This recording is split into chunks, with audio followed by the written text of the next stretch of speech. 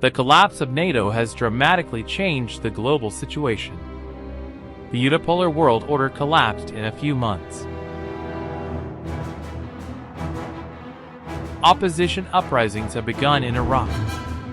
Government troops are fleeing en masse, leaving behind a large amount of equipment. Iran's Supreme Leader Afrin Abbas expressed full support for the rebels, pointing to Iraq's violation of human rights.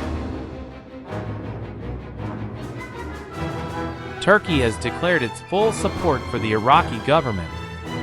In a few hours, about 200 units of military equipment were mobilized, as well as a large amount of ammunition and weapons. In addition, the country is preparing a peacekeeping contingent to provide assistance.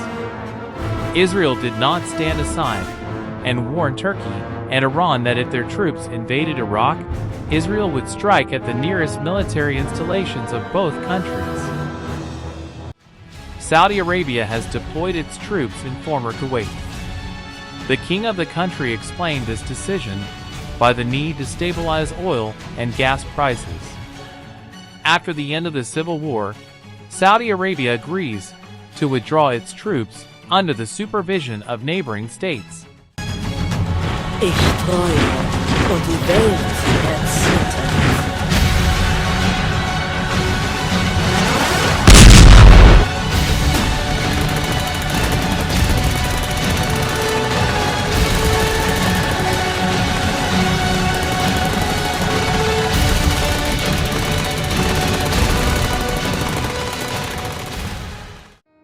The civil war in Iraq has rocked the entire Middle East.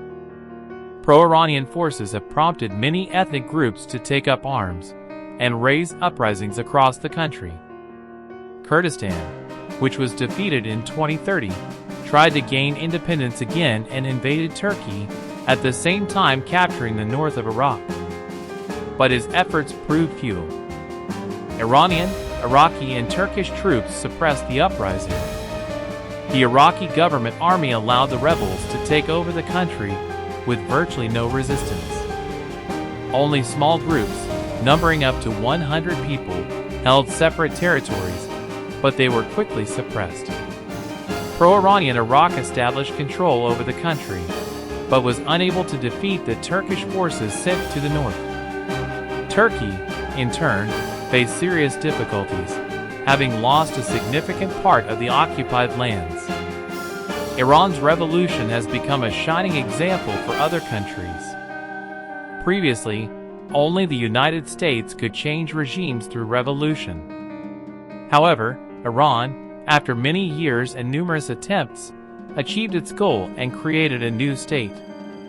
While the Turkish Empire was restoring order in Syria, where an uprising broke out, Israel, sensing success and hoping to expand its sphere of influence, began fighting. However, he was faced with a harsh reality.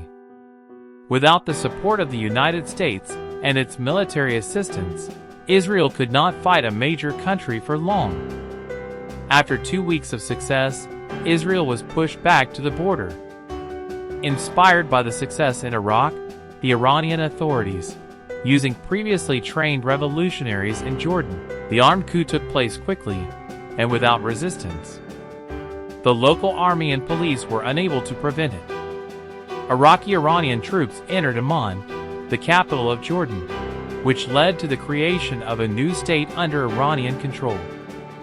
The central part of the Middle East was under the control of Iran, which indicated its significant influence in the region. Saudi Arabia refused to withdraw troops from Kuwait and proposed the creation of the Kuwaiti Republic, which displeased Iran.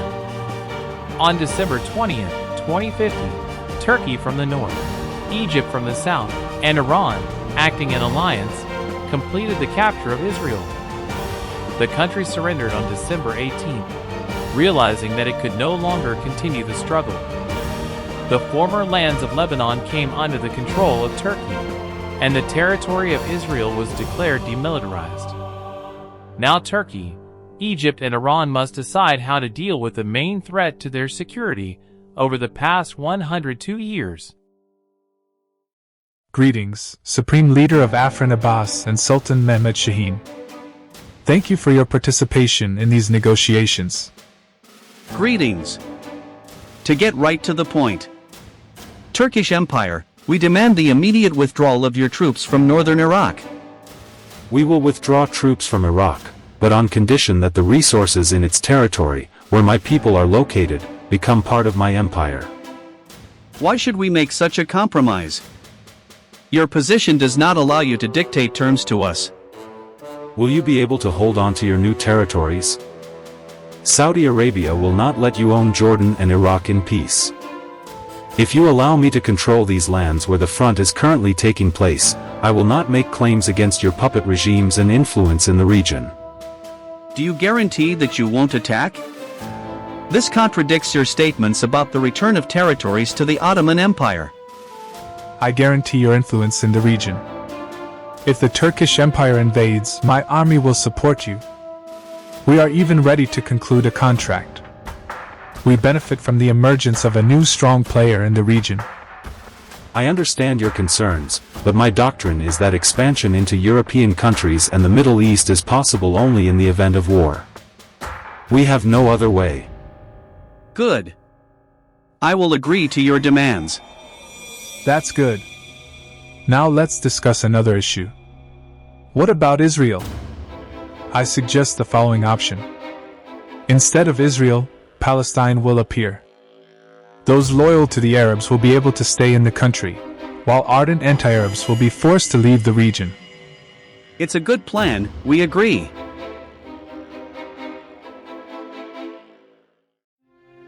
Peace has finally reigned in the Middle East. The main threat has disappeared. Instead of Israel, Palestine appeared. Many states supported this decision, but Western European countries expressed dissatisfaction. Although this event has brought benefits to the Arab residents, it is obvious that this is just the beginning. Iran's growing influence in the region will pose an even greater threat to security. The signed trilateral agreement between Egypt, Turkey, and Iran frees hands in the struggle for influence in the Middle East with Saudi Arabia. The King of Saudi Arabia has called on his people to unite in the fight against Iran. A wave of volunteers rushed to the army, seeking to defend their country. The northern part of Saudi Arabia was closed to outsiders.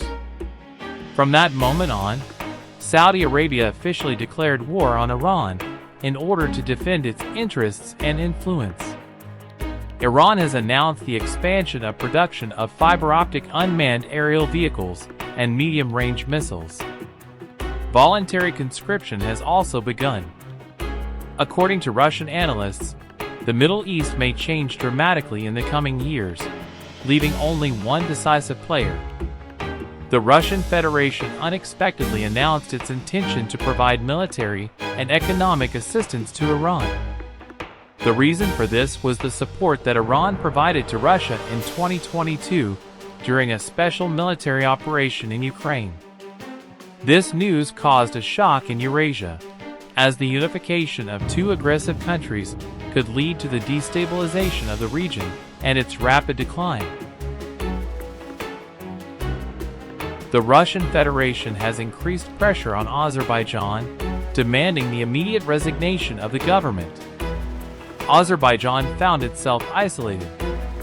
Turkey tried to help Azerbaijan, but Georgia and Armenia closed the border a few months earlier, and Iran banned all shipments across the Caspian Sea, cutting off the country from the outside world.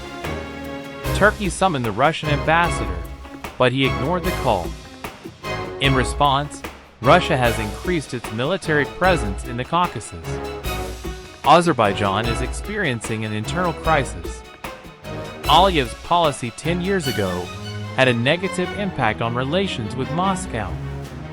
With the advent of the new government, Russia has the opportunity to act freely, and it seeks to return Transcaucasia to its sphere of influence. The Taliban seeks to weaken Iran's influence and establish control over it by expanding its own power. However, due to Russian interference in the conflict, the movement is hesitant to act openly. Due to instability in the region, oil and gas prices have increased dramatically. The cheapest oil per barrel has risen in price to $200, while the cost of gas has increased by 180% and continues to grow. Despite the difficulties with robots, oil is once again becoming a valuable resource for the global economy.